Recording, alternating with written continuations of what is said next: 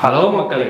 So இப்போ வந்து பார்த்தோன்னா நம்ம எஸ்டிஆரோட அப்டேட்ஸ் தான். ஸோ நம்ம சேனலில் வாரம் வந்து எஸ்டிஆரோட அப்டேட்ஸ் மட்டும் இல்லாமல் எல்லா ஆக்டர்ஸோட அப்டேட்ஸுமே வந்து போட்டுட்ருக்கோம். இந்த வாரம் நம்ம தலைமை எஸ்டிஆரை பற்றி ஏகப்பட்ட அப்டேட்ஸ் வந்து நம்மளுக்கு கிடச்சிருக்கு. அதுதான் நம்ம இப்போ வந்து பார்க்க போகிறோம். கண்டிப்பாக இதுக்கு முன்னாடி வீடியோவில் பார்த்தீங்கன்னா நாங்கள் நிறைய அப்டேட்ஸ் கொடுத்துருக்கோம். அந்த ஆல்சோ வந்து அந்த எஸ்டிஆர் 50 அந்த நம்ம சிம்பு ஏக்கர் அந்த மாதிரிலாம் வந்து நான் சொல்லிட்டு இருந்தோம். பட் இந்த வீடியோவில் பார்த்தீங்கன்னா வந்து கம்ப்ளீட்டாக வந்து நம்மளுக்கு நிறைய அப்டேட்ஸ் வந்துருக்கு. ஸோ அந்த அப்டேட்ஸ் நம்ம இந்த வீடியோவில் பார்க்க போகிறோங்க. நிச்சயமாக. ஸோ இப்போ ஃபஸ்ட்டு வந்து பார்த்தோன்னா அந்த எஸ்டிஆர் 48 அதுக்கு என்ன தான் ஆச்சு அப்படிங்கிற ஒரு டைட்டில் தான் எல்லா இடத்துலையும் தம்ப்நெயிலெலாம் வந்து போயிட்டுருக்கு யூடியூப் ஃபுல்லாகவே.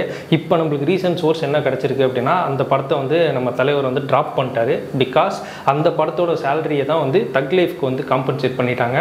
அந்த படம் வந்து எப்போ ஸ்டார்ட் ஆகும் அப்படிங்கிற ஒரு பிளானிங்கே இல்லாத ஒரு டைம் அப்படின்னு சொல்லி தான் ப்ரொடக்ஷன் சைட்லேருந்து வந்து சொல்கிறாங்க. ப்ளஸ் அந்த படத்தோட பட்ஜெட் வந்து போக போக வந்து அதிகமாகிட்டே இருக்குது. சிம்பு அவர்களுடைய மார்க்கெட்டோட இப்போ உள்ள அந்த ஒரு நிலவரத்துக்கு இந்த படம் வந்து ரொம்பவே எக்ஸஸாக இருக்குது அப்படிங்கிற காரணத்தினால தான் தக் லைஃப்பில் ஒரு பார்ட்டாக நம்ம ராஜ்கமல் ப்ரொடக்ஷன்லேயே வந்து மணிரத்னம் டைரக்ஷனில் சிம்பு உள்ளே வந்துட்டார்.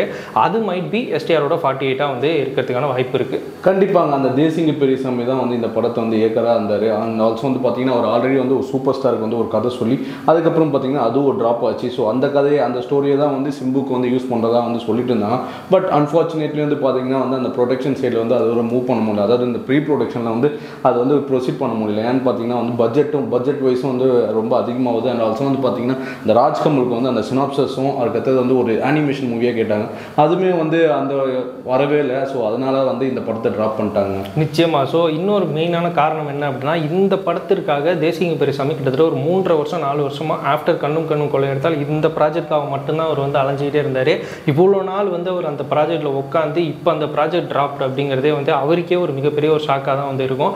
பட் நம்ம வந்து பொறுத்து இருந்து தான் பார்க்கணும். ஒருவேளை அந்த படத்தை இப்போ போஸ்ட்போன் பண்ணுறாங்களா இல்லை அதுக்கப்புறம் அந்த படம் நடக்குமா அப்படிங்கிறதெல்லாம் நம்ம வெயிட் பண்ணி தான் வந்து பார்க்கணும். ஸோ அதுக்கப்புறமா எஸ்டிஆரோட 49 இதுக்கு வந்து நிறைய ரூமர்ஸ் வந்து போயிட்டு இருந்தது. மலையாள டேரக்டர்ஸ் வந்து நம்ம சிம்புவை மீட் பண்ணி கதை சொல்லியிருக்காங்க. மஞ்சுமல் பாய்ஸ் டேரக்டர் அவர் வந்து சிம்புவை வச்சு படம் பண்ண போகிறாரு. இப்போல்லாம் நிறைய ரூமர்ஸ் வந்து இருந்தது. இப்போ நம்மளுக்கு என்ன ஒரு தகவல் வந்திருக்கு அப்படின்னா லாஸ்ட் இயர் வந்து நம்மளுக்கு டைனோசர்ஸ் அப்படின்னு சொல்லி ஒரு படம் வந்திருக்கும். அது வந்து கிட்டத்தட்ட ஒரு வட சென்னை மாதிரியான ஒரு படம் மாதிரி தான் இருக்கும். ஸோ அந்த படத்தோட டேரக்டர் வந்து நம்ம சிம்புவை மீட் பண்ணி கதை சொல்லியிருக்காப்புல. கண்டிப்பாங்க. ஸோ வந்து அந்த யங்ஸ்டருக்கு வாய்ப்பு கொடுக்குறதுலாம் வந்து நம்ம தலைவன் எஸ்டிஆர் வந்து அடிக்கடி பண்ணுவார். ஸோ அண்ட் ஆல்சோ வந்து பார்த்தீங்கன்னா டைனோசரஸ் அந்த மூவி வந்து பெரிய அளவில் வந்து ஹிட் ஆகல. ஏன்னா பார்த்தீங்கன்னா வந்து எதுவுமே ஒரு ஃபெமிலியர் ஃபேஸஸ் இல்லாதனால பட் கதை வைஸ் ஸ்டோரி வைஸ் வந்து கொஞ்சம் கண்டென்ட் இருந்தனால பார்த்தீங்கன்னா வந்து அவர் இந்த டேரக்டருக்கு வந்து ஒரு ஒன்லைன் சொல்லியிருக்காரு. சிம்புவும் வந்து அதை வந்து அப்ரூவ் பண்ணிட்டாரு. சரி ஓகே நம்ம வந்து ப்ரொசீட் பண்ணலாம். ஸோ அதனால் வந்து எஸ்டிஆர் 49 வந்து அந்த டேரக்டர் தான் இயக்க போகிறான்றத கன்ஃபர்மேஷனும் வந்திருக்குங்க. நிச்சயமாக. ஸோ அதுக்கான அஃபிஷியல் அனௌன்ஸ்மெண்ட் வந்து கூடிய விரைவிலேயே வந்து வரும் அப்படிங்கிறதான் எதிர்பார்க்கப்படுது. அதுக்கப்புறமா ரொம்ப நாளாக வெயிட் பண்ணிட்டு இருக்கிற எஸ்டிஆர் 50 அதோட ஒரு மிகப்பெரிய அப்டேட் நம்மளுக்கு வந்து கிடச்சிருக்கு. என்ன அப்படின்னா எஸ்டிஆர் 50 வந்து நம்ம தலைவன் தான் டைரக்ட் பண்ண போகிறான். ஸோ ஏஆர் ரஹ்மான் மியூசிக் பண்ண போகிறாரு. சோனி பிக்சர்ஸ் வந்து உள்ளே வராங்க. கீர்த்தி சோனன் உள்ளே வராங்க. இது ஒரு கேங்ஸ்டர் ஸ்கிரிப்ட்.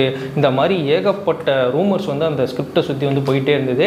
இப்போ நம்மளுக்கு ஒரு தகவல் வந்திருக்கு. அது கேட்கவே வந்து ரொம்ப ஒரு ஆச்சரியமாகவும் இருக்குது. ப்ளஸ் வந்து சிம்பு வந்து இந்த மாதிரி ஒரு டைரக்டர் கூட வந்து படம் பண்ணுறாரா அப்படிங்கிற ஒரு பெரிய கேள்வியாகவும் இருக்குது அப்படின்னு வந்து சொல்லலாம். அது வேறு யாரும் இல்லை, நம்ம எஸ்டிஆர் 50 டைரக்ட் பண்ண போகிறது வந்து இப்போ ஸ்டார் அப்படிங்கிற ஒரு படத்தை எடுத்துக்கிற இளன் அவர் தான் வந்து டைரக்ட் பண்ணிருக்காரு. கண்டிப்பாக அந்த ஸ்டாரோட கிளிம்ஸ்லேயே தெரிஞ்சிருக்கும் அவரோட அவுட்புட் வந்து எப்படிலாம் இருக்க போகுது. அதில் கவின் வந்து வேறு லெவலில் வந்து காமிச்சிருக்காங்க. ஸோ அதை வச்சே தெரியும் வந்து இளன் அவர் வந்து ஆல்ரெடி பார்த்தீங்கன்னா பியார் பிரேமா காதல் அந்த பாட்டையும் எடுத்திருக்காரு. ஸோ அந்த படத்தையும் வந்து யங்ஸ்டர் மாதிரிலாம் வந்து பார்த்தீங்கன்னா நல்ல வெயிட் ஆயிடுச்சு. ஸோ அந்த love story subject full and full வந்து லவ் ஸ்டோரி சப்ஜெக்டாக எடுத்தாரு. அண்ட் ஆல்சோ வந்து பார்த்தீங்கன்னா இந்த ஸ்டார் வந்து அந்த லவ் சப்ஜெக்ட் இல்லாமல் அது அப்படியே ஜேர்னர் மாட்டி எடுத்திருக்காரு. ஸோ கண்டிப்பாக நம்ம தலைவன் எஸ்டிஆர் வச்சு வந்து அதாவது எஸ்டிஆர் 50ன்றது எல்லாருக்குமே வந்து மிகப்பெரிய ஹைப்பாக இருக்குது. ஸோ கண்டிப்பாக அவர் இந்த சான்ஸை விடாமல் கண்டிப்பாக ஒரு பொட்டன்ஷியல் அவுட்புட் கொடுப்பாருங்க. நிச்சயமாக. ஸோ எஸ்டிஆர் 50 இதுக்கு வந்து மியூசிக் வந்து யுவன் தான் வந்து ஸ்கோர் பண்ணிருக்காரு. ஏன்னா அந்த இளன் யுவன் இந்த காம்போவே வந்து வெறித்தனமான ஒரு காம்போ அப்படின்னு வந்து சொல்லலாம். ஏன்னா பியார் பிரேமா காதல் அந்த படத்துல கிட்டத்தட்ட ஒரு 10 சாங்ஸ் மேலே வந்து யுவன் வந்து கொடுத்துருப்பாரு அந்த படத்துக்கு.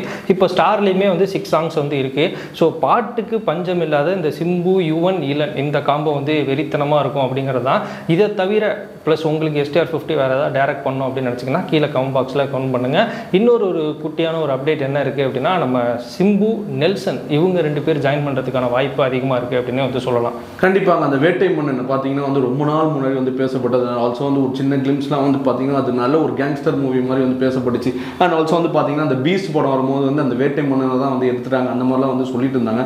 பட் வந்து நெல்சன் வந்து அதை உடவேலைங்க அந்த ப்ராஜெக்ட் வந்து அப்படியே தான் வச்சுட்டு இருக்காரு. ஸோ அதுக்கு ஈக்குவலண்ட்டாக வந்து நம்ம சிம்புக்கு வந்து ஒரு ப்ராஜெக்ட் ப்ராஜெக்ட் கொடுப்போம். அண்ட் ஆல்சோ வந்து பார்த்தீங்கன்னா நம்ம கமலஹாசன் தரப்பில் வந்து 2 படத்துக்கு வந்து சிம்புவுக்கு வந்து சேலரி கொடுத்தரம் வந்து பேசப்படுது. ஸோ வந்து ஆல்ரெடி வந்து அந்த தக் லைஃப் அந்த படத்தில் நினச்சனால இன்னொரு படம் இருக்கிறதுனால ஸோ இதை வந்து நெல்சன் வந்து டைப் பண்ணி இந்த படத்தை வந்து வெளியிடுறாங்க. நிச்சயமாக. ஸோ அது வந்து STR 51 இருக்கிறதுக்கான வாய்ப்பே ரொம்ப அதிகமாக வந்துருக்கு. ஸோ நீங்கள் வந்து STR நெல்சன் அதுவும் கமல் இவங்களோட ப்ரொடக்ஷனில் நீங்கள் எக்ஸ்பெக்ட் பண்ணுறீங்க அப்படின்னா அதுக்கான ஒரு எக்ஸ்பெக்டேஷனை கீழே கமெண்ட் பாக்ஸில் கமெண்ட் பண்ணுங்கள்.